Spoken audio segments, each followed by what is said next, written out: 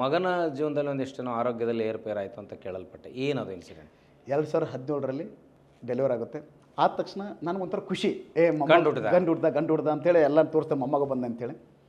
Doctor ಇಮಿಡಿಯೇಟಾಗಿ ಹೇಳ್ತಾರೆ, ನೀವು ಒಳಗಡೆ ಬನ್ನಿ ಅಂತೇಳಿ. ಹೋಗ್ತೀನಿ, ಇಲ್ಲ ಫುಡ್ ಪೈಪ್ ಡಿಸ್ಕನೆಕ್ಟ್ ಆಗಿದೆ ಮಗುಗೆ, ದೇವ್ರು ಯಾಕಪ್ಪ ನನಗೆ ಈ ಥರ ಪನಿಷ್ಮೆಂಟ್ ಕೊಟ್ಟನ ಅಂತೇಳಿ ಆ ಫೀಲ್ ಆಗುತ್ತೆ.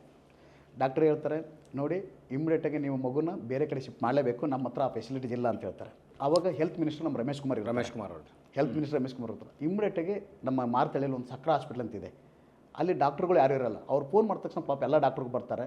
ಡಾಕ್ಟ್ರು ಒಂದು ಮಾತು ಹೇಳ್ತಾರೆ ನನಗೆ, ನೋಡಿ ನಮ್ಮ ಪ್ರಯತ್ನ ನಾವು ಮಾಡ್ತೀವಿ, ಅವರಿಗೆ ಸರ್ಜರಿ ಮಾಡಬೇಕು, ಮಾಡಿದಾಗ ಮತ್ತೆ ಬ್ಲಡ್ ಹೋಗುತ್ತೆ, ಬಟ್ ನಮ್ಮ ಪ್ರಯತ್ನ ಮಾಡ್ತೀವಿ, ನೋಡೋಣ ಅಂತ ಹೇಳ್ತಾರೆ. ಆಪ್ರೇಷನ್ ಥಿಯೇಟ್ರ್ ಕರ್ಕೊಂಡು ಹೋಗ್ತಾರೆ. ಆಪ್ರೇಷನ್ ಥಿಯೇಟ್ರ್ ಕರ್ಕೊಂಡೋಗಿ ಆಪ್ರೇಷನ್ ಇದು ಮಾಡ್ತಾರೆ. 3 ಅವರ್ ತೊಗೋತಾರೆ, ಚಿಕ್ಕ ಮಗುಗೆ 3 ಅವರ್ ತೊಗೋತಾರೆ. ಆಮೇಲೆ ಆಯಿತು ಅಂತೇಳಿ ಆಪ್ರೇಷನ್ ಆಗುತ್ತೆ. ಆಪ್ರೇಷನ್ ಆದ ತಕ್ಷಣ ಡಾಕ್ಟ್ರು ಬರ್ತಾರೆ, ನಿಮ್ಮ ಮಗ ಗಟ್ಟಿರಿ, ಸಕ್ಸಸ್ಫುಲ್ಲಾಗಿ ತುಂಬ ಕೋಆಪ್ರೇಟ್ ಮಾಡ್ದಂತಾರೆ.